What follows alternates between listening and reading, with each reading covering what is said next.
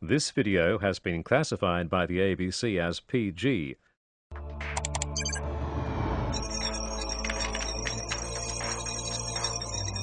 Meet the Catholic Church, owners of a global child sex abuse scandal.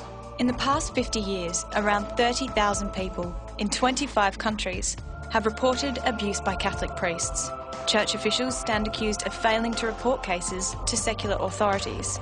In a recent letter of apology to Irish Catholics, Pope Benedict XVI said fast-paced change and secularisation has led to moral decline, blaming modern society. But the Church's own paper trail shows it has known about and failed to deal with the problem for 2,000 years. The first recorded link between priests and pedophilia can be found in a manual for church officials from around AD 60 called Didache. Older than the New Testament, it made the rule clear: thou shalt not seduce young boys. In 309, the Church's Council of Elvira, which dealt with issues of clerical marriage and celibacy, said those who sexually abuse boys may not commune, even when death approaches.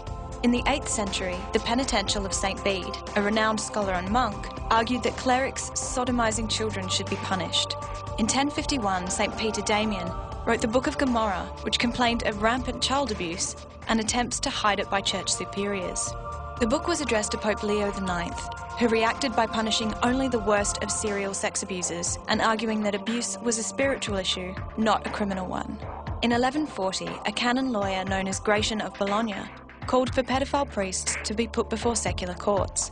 In 1568, Pope Pius V acknowledged the problem in the papal order the Horrendum, calling for pedophile priests to be charged. In 1741, Pope Benedict XIV wrote the definitive church document on child sex abuse, the Sacramentum Penitentiae. He recommended the problem be dealt with internally. Historians of the Church say that by the 17th century, a system of promoting and moving priests to avoid scandal had developed.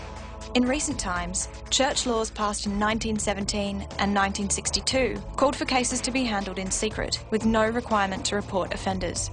In 2001, head of the Holy Office and future Pope, Cardinal Ratzinger, argued abuse allegations should be dealt with under the Church's greatest level of secrecy, that of pontifical secret. This week, the Vatican pointed to guidelines created in 2003, but unfortunately not circulated, requiring offending priests to be reported to police. A small step forward, or further evidence of bureaucratic failure? The Catholic Church, owners of a so-called modern problem that goes back 2,000 years. Big on sin, big on guilt, not so big on confession.